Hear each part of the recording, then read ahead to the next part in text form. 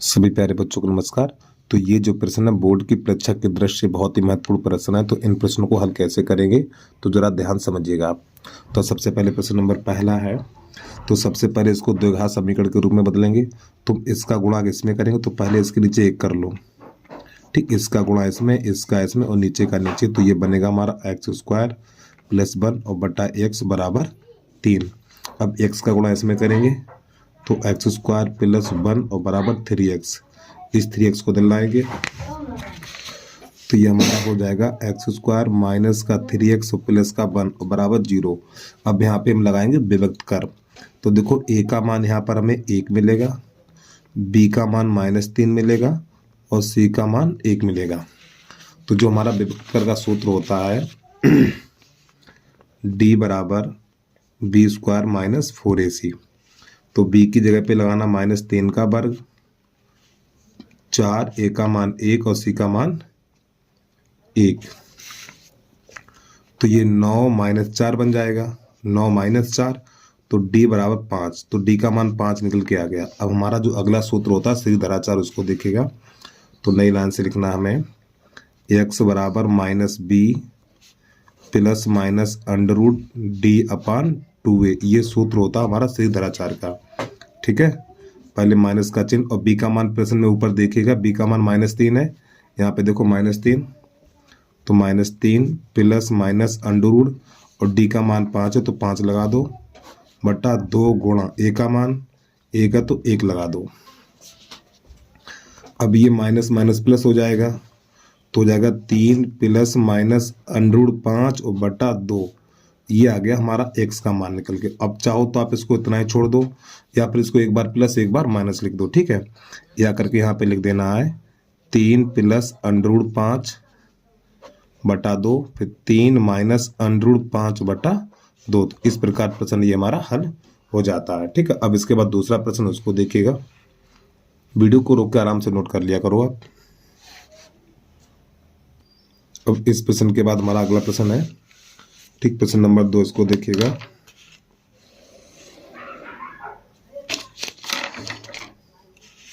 तो सबसे पहले यहाँ पे इसको भी द्विघात समीकरण के रूप में बदलना है। तो पहले इसका इसमें गुणा करेंगे। तो जब x - 2 का गुणा 1 में करेंगे तो हमारा रहेगा x - 2, फिर ये माइनस का चिन्ह और इसका गुणा इसमें करेंगे तो माइनस का x और बटा, फिर x का गुणा x में करेंगे x², फिर x का गुणा 2 में करेंगे तो माइनस का 2x और बराबर ये हो जाएगा 3। और प्यारे बच्चों x से x ये कट जाएगा हमारा।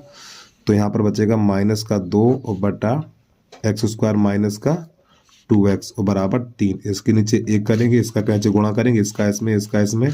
तो जब इसका इसमें करेंगे तो हो जाएगा 3x² माइनस का 6x और इसका इसमें करेंगे तो ये माइनस का 2 बन जाएगा। इस -2 को इधर लाएंगे तो ये बनेगा हमारा 3x² माइनस का 6x और जब इसको अंदर लाएंगे तो प्लस का 2 हो जाएगा और बराबर 0। अब यहाँ पे हम इसके भी गुणनखंड नहीं कर सकते हैं। देखो जिसके गुणनखंड नहीं हो पाते हैं तो उसको हम सीधी धराचार से हल करते हैं। तो यहाँ पे a बराबर मिलेगा हमारा 3 और b बराबर मिलेगा माइनस का 6 और c बराबर मिलेगा 2। ये वाले मान हमने छांट लिए हैं।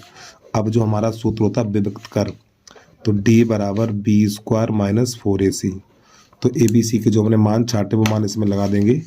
तो b का मान -6 का वर्ग, 4 गुणा a का मान 3 और c का मान 2। तो ये बन जाएगा 36 माइनस 4 × 12 और 12 दूनी 4 × 12, 12 दूनी 24 से घटाएंगे, घटाने के बाद बचेगा 12। तो प्यारे बच्चों डी का मान हमारा 12 निकल के आ गया, ठीक है। अब यहाँ से सूत्र चलेगा सीधी धराचार, उसको देखिएगा। तो यहाँ से लिखना सीधी धराचार सूत्र है हमारा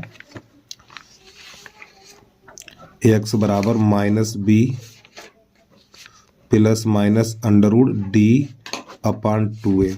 तो जो a b c के मान छांटे ना हमने, a b c के मान और ये d का मान यहाँ पे लगाना हमें। चलिए समझिएगा। तो देखो माइनस b का मान माइनस का 6 है तो माइनस का 6 और प्लस माइनस d का मान 12 है और बटा 2 गुणा a का मान 3 है, a का मान 3 है। आगे समझिएगा।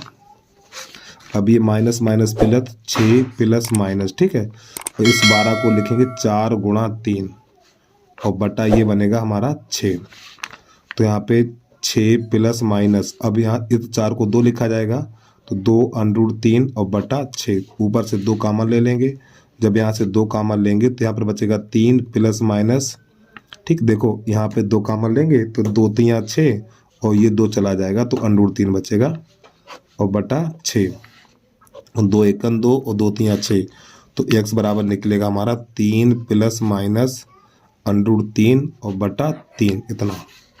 ठीक है, चाहो तो आप इसको इतना भी छोड़ सकते हो, कोई गलत नहीं करेगा आपका, लेकिन ये आकर के लिख देना है इसको, एक बार प्लस एक बार माइनस, 3 प्लस √3 बटा 3, फिर 3 माइनस √3 और बटा 3। तो प्यारे बच्चों ये आ गया प्रश्न का हल।